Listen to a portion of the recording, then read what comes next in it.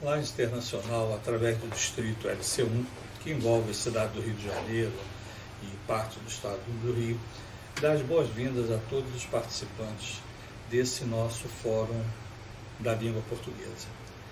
É um fórum que já vem sendo realizado periodicamente pelo Lions e tem objetivos bem definidos, que são especialmente os de levar às Nações Unidas um pleito do português ser reconhecido como um idioma oficial da ONU. Nós temos na Organização das Nações Unidas a participação do Lions desde a fundação. Essa participação tem sido intensa, tem sido em vários conselhos, inclusive destacados desde o momento da assinatura da Carta Inicial da ONU, e o Lions tem esse papel, que é um papel de trazer a sua participação em mais de 200 países no mundo, uma participação significativa nos países de língua portuguesa, trazer um debate sobre a relevância da língua portuguesa. E esse fórum, que é realizado no dia 5 de novembro de 2019, na cidade do Rio de Janeiro, no Salão Nobre da Universidade Cândido Mendes, congrega estudiosos e pessoas que participam desse processo já há bastante tempo. E era importante que nós tivéssemos uma presença significativa. Queremos agradecer a presença daqueles que vieram fisicamente participar e daqueles que participam virtualmente, sobre as grandes questões. E uma pauta foi definida, houve uma integração com Portugal, que é o segundo país com o maior contingente de clubes de Lions dos países de língua portuguesa, e o Lions está presente em todos os países de língua portuguesa. Os países lusófonos sempre têm, países têm um clube, 2 clubes, mas a grande parte dos clubes está no Brasil, e um segundo grupamento, naturalmente, está em Portugal. O Brasil hoje é dividido em 28 distritos e Portugal dividido em 2 distritos. Mas temos uma relevância muito grande do Portugal nesse cenário, porque nós temos o nosso presidente, o secretário-geral da ONU, é um português, o Antônio Guterres, e naturalmente é sensível a essa possibilidade de termos o reconhecimento. Temos países que têm menor contingente, mas tem menor contingente de pessoas que falam português, mas já são países com língua reconhecida na ONU, e o Brasil não é. E para debater esses aspectos sobre a trajetória da língua portuguesa, todo um histórico nesse sentido, nós convidamos um acadêmico da Academia Brasileira de Letras, muito bem referenciado, o professor Antônio Carlos Sequim, que fará a conferência magna. Então ele pontua, e vocês terão a oportunidade de assistir, pontua todos os aspectos da trajetória da língua portuguesa, desde o descobrimento no Brasil, porque na realidade o português inicialmente no Brasil era uma língua geral, mas isso ele vai explicar melhor do que eu. E nós tivemos então nesse fórum a possibilidade de não só discutir esse aspecto da relevância da língua portuguesa, como tivemos também painéis onde mostraram a importância do intercâmbio, a importância da dupla nacionalidade, também muito usual hoje, a vivência de profissionais que participam, trouxeram o seu depoimento sobre as vivências nesse aspecto. Tivemos um outro bloco também que envolveu a participação, os serviços comunitários hoje, como é que estão sendo desenvolvidos nesses países de língua portuguesa. Destacamos também os intercâmbios existentes entre clubes do Brasil e clubes de Portugal e outros países que não temos ainda intercâmbio, mas esperamos ter uma irmanação. Foi colocado também por um conferencista que participou desse evento, e tivemos um destaque também especial a Rui Barbosa, porque o Brasil comemora, diferente de outros países, comemora o Dia da Língua Portuguesa no dia 5 de novembro. Outros países têm a comemoração em outro mês, inclusive será objeto de uma comemoração na Unesco. Isso já está definido pela primeira vez, já é um avanço, nós teremos o português comemorado na Unesco. Esse nosso fórum teve um patrono, os dados são apresentados no site desse nosso encontro, e as conclusões também estão colocadas no documento final. Existe o documento base, que a gente recomenda inclusive a leitura. O site demonstra todo esse conjunto, a participação, tivemos pessoas de vários estados participando no momento presencial, e a liderança maior desse nosso fórum é da nossa governadora do Distrito LC1, Carmen Vela de Quinop, que conduziu, esteve presente juntamente com a sua equipe no desenvolvimento desse nosso evento. Esperamos que seja proveitoso esse espaço, tenha sido proveitoso esse fórum, e temos certeza que continuaremos com essa caminhada de buscar o reconhecimento do português como idioma oficial das Nações Unidas. O papel do Lions é exatamente isso, é questionar, levantar os aspectos, mostrar relevância e fazer acontecer. Então, esperamos que o fórum tenha sido proveitoso para todos e que tenha os frutos, que são os frutos esperados. E o agradecimento especial a toda a equipe do Instituto de Desenvolvimento e Liderança, que colaborou fortemente para os resultados positivos, não só desse fórum, quanto dos fóruns anteriores, que também todos eles estão devidamente armazenados, disponibilizados. Então, um abraço a todos e caminhamos nessa direção do nosso idioma ser reconhecido pelas Nações Unidas.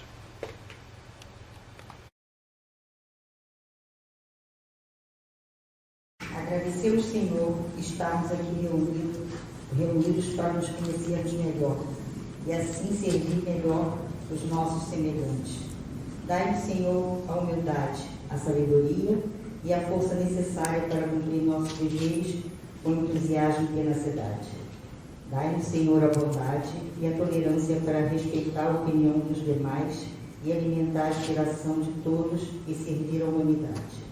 Protegei, Senhor, a nossa grande família heurística, a qual trabalha hoje e sempre pelo culto da amizade, do amor ao próximo e do serviço desinteressado. Bendizei, Senhor, o nosso trabalho. Que assim seja. Saudemos o pavilhão nacional com uma salva de palmas.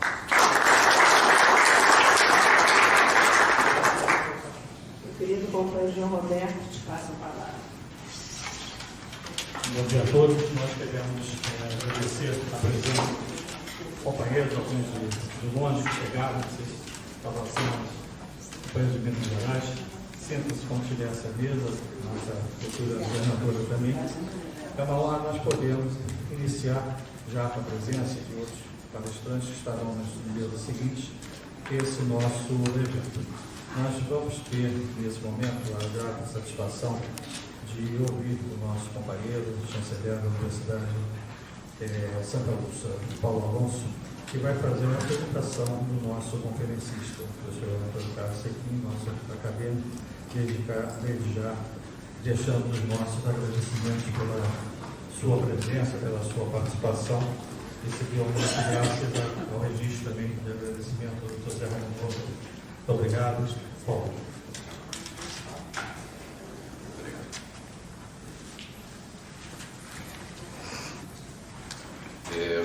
Bom dia a todos. Caríssima governadora do Distrito LC1, Carmen Vera de Quinop, senhora segunda vice-governadora do Distrito, Vera Maria Mota, caríssimo coordenador do Fórum dos Países de Língua Portuguesa e governador do Distrito, João Roberto Moreira Alves, meu caro acadêmico Antônio Carlos Sequim, senhores e senhores acadêmicos da LAC, honrado pelo convite, sirvam-me desta oportunidade para saudar o nobre acadêmico Antônio Carlos Sequim, poeta, ensaísta, crítico literário, membro da nossa Academia de Letras, eleito em 2004, sucedendo ao meu muito querido e saudoso amigo Marcos Almeida Madeira.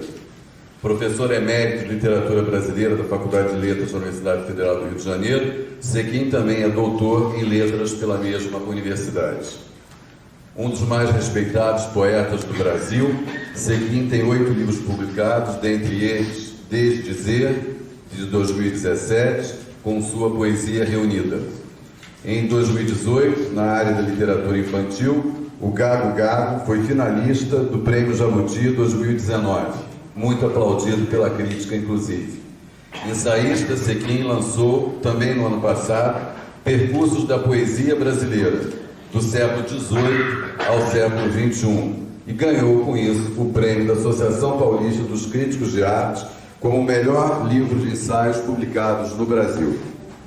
Começou a ganhar destaque como crítico literário ao escrever o livro João Cabral, A Poesia do Menos, vencedor de 2 prêmios importantes, do Instituto Nacional do Livro e o Silvio Romero, da Academia Brasileira de Letras. Mais importante, creio eu, Sequim, de todos os seus prêmios já conquistados, foi o parecer do próprio João Cabral de Melo Neto em entrevista a um veículo de comunicação, que disse que, entre todos os professores, pesquisadores e críticos que já se debruçaram sobre a minha obra, destaco Antônio Carlos Sequim. Foi ele quem melhor analisou os desdobramentos daquilo que pude realizar como poeta. Esse trecho de uma entrevista concedida pelo poeta João Cabral, a quem tive o privilégio, a honra de conviver com Marli Oliveira no seu apartamento da Praia de Flamengo, foi feito para Ricardo Vieira Lima, ainda em 1991.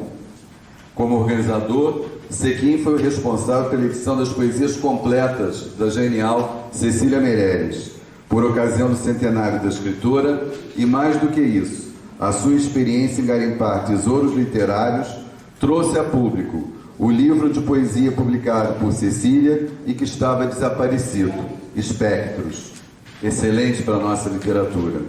Em 2009, Sequim encontra outra raridade, os poemas inéditos do poeta do Pocês, Carlos Drummond de Andrade, acompanhados de manuscritos com comentários do próprio poeta, trazendo a nós, leitores, fontes importantes sobre a vida e obra desse genial poeta brasileiro. Seu trabalho crítico, por sua vez, ao se debruçar nas obras de autores como Álvares de Azevedo, Cruz e Souza, Cecília, Drummond, Mário Quintana, João Cabral, Ferreira Goulart, ou de ficcionistas como Machado de Assis, fundador da nossa Academia Brasileira de Letras, ou cronistas como Rubem Braga, o eterno cronista de Ipanema, sempre nos oferece uma visão inovadora dos autores, com uma análise precisa e refinada capacidade interpretativa. O nosso convidado já proferiu cerca de 600 palestras em quase todos os estados da Federação e no exterior também, e é professor convidado, dentre outros países, na Espanha, França, Estados Unidos, Portugal, Itália, Venezuela e México. Em 2013, a editora da Universidade Federal do Rio de Janeiro publicou Sequim, Uma Vida em Letras, com 88 artigos, ensaios e depoimentos sobre a atuação do nosso professor, do nosso escritor. Este ano, recebeu o grande prêmio da cidade do Rio de Janeiro, da Academia Carioca de Letras, entidade que integramos, pelo conjunto de sua obra. No dia 5 de novembro, neste dia, quando comemoramos o Dia Nacional da Língua Portuguesa, nada melhor do que ouvirmos o acadêmico Antônio Carlos Sequim em sua conferência batizada de A Relevância da Língua Portuguesa, Paixões, Conflitos e Harmonia, neste importante evento, A Relevância da Língua Portuguesa e as oportunidades de intercâmbio, cidadania e mercado nos países lusófonos, promovido pelo nosso Lions Clube Internacional. Com a palavra, o acadêmico Antônio Carlos Sequim. Muito obrigado.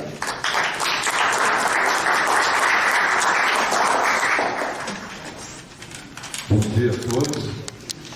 Eu saúdo a mesa, todos os componentes, saúdo a presença de vocês. Agradeço ao Lions pelo convite, na pessoa de João Roberto Bodenal, e agradeço especialmente essa generosa apresentação do meu confrade na Academia Carioca de Letras, Paulo Alonso. Nesse Dia da Língua Portuguesa, eu sugeri esse título, Língua Portuguesa, Paixões, Conflitos e Harmonia. E vou falar aqui da paixão, do conflito, e de uma possível harmonia, especificamente tal qual esses elementos de paixão, conflito e harmonia foram verbalizados por escritores. Qual é a relação de vários escritores ao longo do tempo com essa paixão pela língua portuguesa? E eu começaria essa viagem no século XVI, na estrofe 33 do canto 1 dos Lusíadas de Camões, de 1572. Nessa estrofe 33 do canto 1, estão os deuses do Olimpo se dividindo e discutindo que povos devem ser apoiados na empreitada marítima que movia o conflito de interesses políticos, religiosos, econômicos da época. Do lado de quem os deuses estariam? No Olimpo. E, de repente, Vênus intervém. Ela intervém a favor dos lusitanos, confidenciando algo a Júpiter. Por que motivo os deuses deveriam apoiar Portugal? E o motivo básico da simpatia de Vênus pela aventura portuguesa é linguística. A causa é linguística. Vênus é, aspas, agora eu estou transcrevendo aqui um trecho dos Lusíadas. Vênus é afeiçoada a gente lusitana. Por quantas qualidades via nela? Nos fortes corações, na grande estrela e na língua, na qual, quando imagina, com pouca corrupção, crê que é a latina. Então, Vênus, ouvindo a língua portuguesa, acha que é um latim um pouco corrompido, mas é o latim ainda, na origem. E por isso, por essa origem latina, Vênus decide apoiar e torcer pelos portugueses. Então, partamos disso. Português seria um latim um pouco corrompido. Corrompido por quê? Ou por quem? Corrompido pelo tempo, corrompido pelo uso, que vai mudando, as formas do idioma, mas ainda assim o português tem a marca dessa origem nobre, do seu nascimento arquetípico. O português, como nós conhecemos do famoso poema do Lauro Bilac, é a última flor do Lácio, entre as línguas que se originaram da língua latina. Agora, é curioso a gente assinalar, nessa visão de Camões, e que muita gente depois endossaria, que o que é evolução da língua, evolução do latim para o italiano, do latim para o romeno, para o francês, para o espanhol, para o português, é entendido como degenerescência, como se algo perfeito estivesse no passado e que depois essa perfeição inicial fosse sofrendo mazelas ou sofrendo diferença de terem sido escritos 400 anos depois.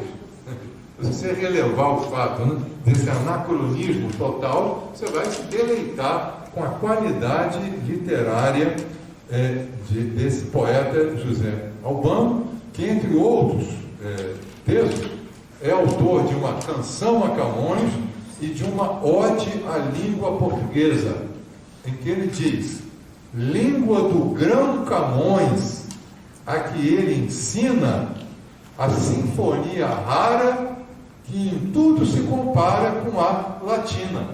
Veja ele retomando aqui o argumento de Vênus, o mesmo argumento que Vênus usou da língua latina para justificar o português, vai o José Albano agora citar em favor de Camões, como se Camões fosse quase um poeta latino. E também no primeiro livro do nosso grande poeta Manuel Bandeira, não era ainda um livro modernista, em 1917, ele estreou com um livro parnasiano, simbolista, intitulado Cinza das Horas, cujo terceiro poema se chama a Camões. E está neste poema de Manuel Bandeira, dedicado a Camões. Não morrerá sem poetas nem soldados a língua em que cantaste rudemente as armas e os barões assinalados. Ele termina o seu poema. O último verso dele é o primeiro verso de Os Lusíadas, de Camões. O modernismo. Nós falamos numa questão bipolar, né? Desclassicizou no romantismo, reclassicizou no realismo parnasianismo e vai novamente desclassicizar no modernismo, que vai ter um repúdio absoluto à legislação linguística de Portugal. Nós passamos agora de novo da lusofilia para a lusofobia. Mário de Andrade pensou em escrever um livro que se chamaria A Gramatiquinha da Fala Brasileira. Nunca concluiu, mas é um programa todo o título, né? Gramatiquinha da Fala Brasileira. Oswald de Andrade, na abertura do seu livro Pau-Brasil, de 1924, apregou o seguinte, aspas, a língua sem arcaísmos, sem erudição, natural e neológica, a contribuição milionária de todos os erros. Quer dizer, o que é o erro? A fala popular, que é considerada erro pelo gramático tradicional, na verdade é uma contribuição para a língua. Ele tem um poema relicário nesse livro Pau-Brasil. Eu leio aqui esse poema, que é curioso, né? Porque se passa na corte, mas é uma mistura total do elemento nobre com o elemento popular. Então, relicário. No baile da corte, foi o Conde de quem disse, Conde de, né? Disse para a dona bem-vinda. Então você imagina um conde num baile falando para a dona bem-vinda, o que ele vai dizer para ela? Falou que farinha do Suruí, pinga de Paraty, fumo de Baependi é comer, beber, pitar e cair. Assim, né? Então há essa mistura do sagrado, que é o relicário, né, com o profano, mistura do elevado, que é o baile na corte, com o vulgar, a corte, né, a cachaça, e esse povo anônimo. É dona bem-vinda, né? Bem-vinda à língua do povo, né? Essa bem-vinda aí, com o nome dela, está personificando também o povo, né? E um discurso popular, já incorporando a contribuição dos erros até na questão morfológica, com a supressão do R final do infinitivo. Porque o conde não diz comer, beber, pitar e cair. Diz comer, beber, pitar e cair.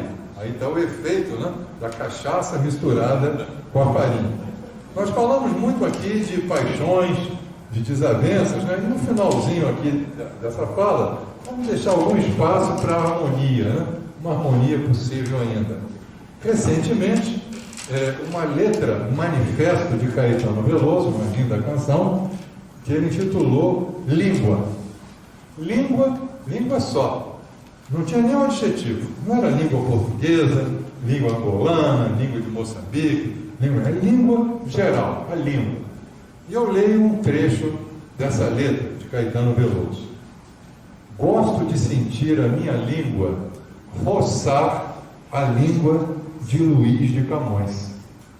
Gosto de ser e de estar. E quero me dedicar a criar confusões de prosódia e uma profusão de paródias. Flor do Lácio, Sambódromo, Luz América, latim em pó. O que quer, o que pode esta língua? Vamos atentar para a sintaxe dos paulistas e o falso inglês relax dos surfistas. Gosto de nomes em an, de coisas como ram e imã. A língua é minha pátria. E eu não tenho pátria, tenho mátria. E quero frátria. Ora, imã é o que atrai, é o que une.